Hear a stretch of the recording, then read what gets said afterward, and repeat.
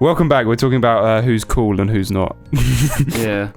Well, we weren't really. We were talking about how it doesn't matter if you're cool or not. Yeah, and like the value of status.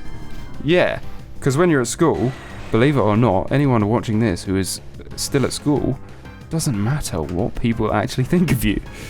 Yeah, you'll never see them again. literally. Because you have to deal with them every day, but like it matters not at all. All of it's just like in your head. Exactly. Like, It's yeah, maybe a year or two after you leave school, they'll still be like sort of in your life, but only on as nights years, out. yeah, and as years go on, you forget they even fucking exist.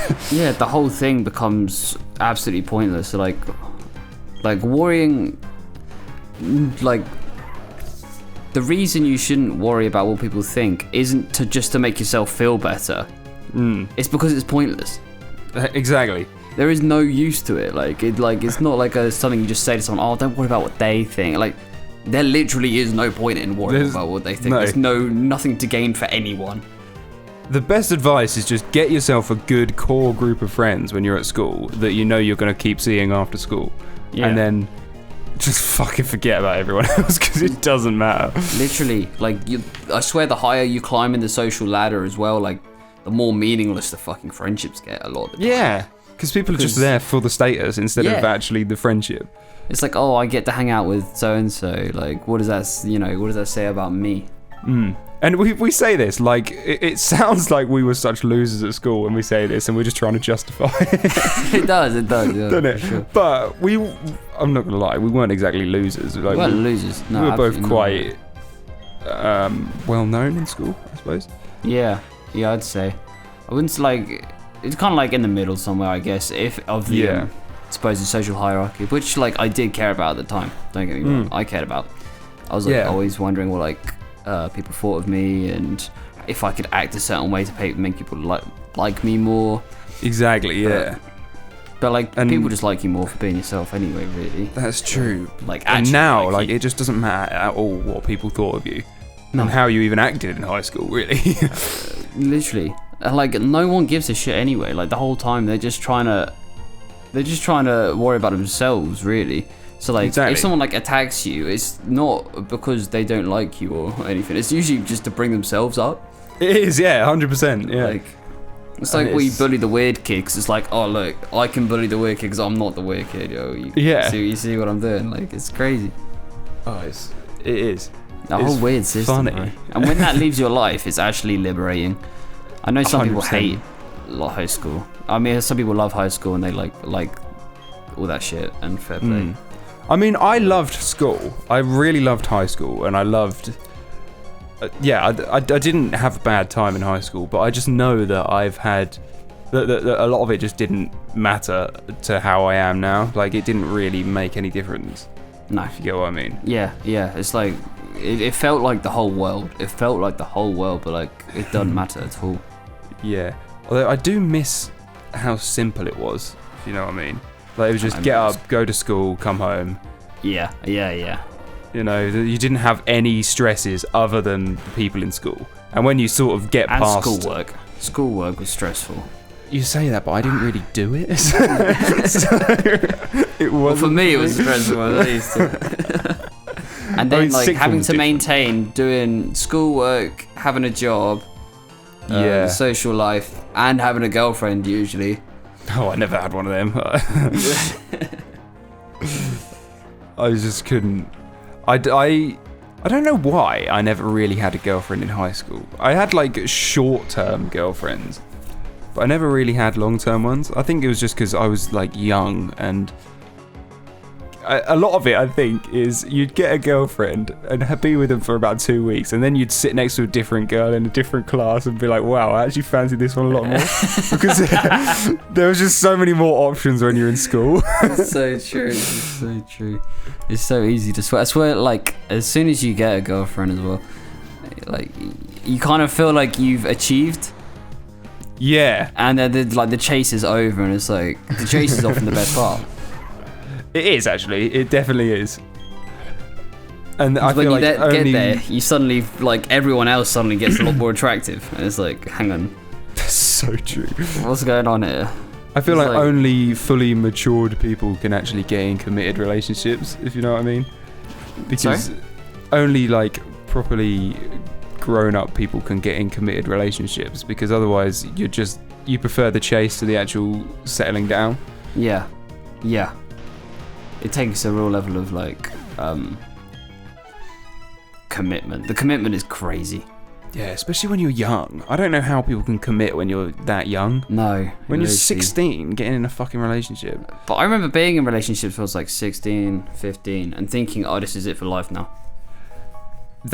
Yeah. And that's stupid, because I used to do the same, and I used to think, I'd meet a girl and be like, right, do I want to marry this girl? And like instantly already be thinking about my future with this person. And when I should have just enjoyed it at the time, be like, yeah, she's got big boobs, well done.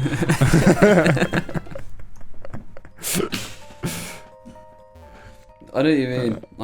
Like, you know? Yeah, it's dumb. It's so dumb. It's crazy because you can't predict that shit. Like, no, you waste so much time when you're young trying to think about the future when really you should just not. Yeah, that's another thing, isn't it? It's like all these old adages they tell you. Like, a lot of them are true, but they're just said to make people feel better. So like they lose their meaning. Exactly. And you're always taught when you're fucking, whether it's from a TV program or a movie or something, you're always taught like, oh, you should get a girlfriend and stick with them forever, and this is going to be like your high school crush is going to be the one that you marry and shit, like in Disney films and stuff. But this is never the case in real life. No, like Disney are con men. They are. They are actually con men. They sell you dreams, is what they do. Mm-hmm. Disney are like the Forex guys. Yeah. The one that sells you their trade signals for free for 2 weeks. Because Jerry bought a fucking Ferrari off it. It's just full con men. They just make you think that you should be doing something. Hello. Yeah. Yep. Or that there's something wrong with you if you don't feel just complete love all the time. Exactly. And if you have an argument or need to discuss something, the dad's like innately wrong. It's like, no. Exactly. Oh god, yeah. That's why I like certain things that really, they like capture high school in such a realistic way, if you know what I mean. Rather than Disney shows and stuff. Like even fucking Harry Potter, although it's a magic school, the way that it's like all perceived as like just a load of fucking awkward teenagers, I really like, because it's like that is actually so true. And they're like so concerned with like menial shit.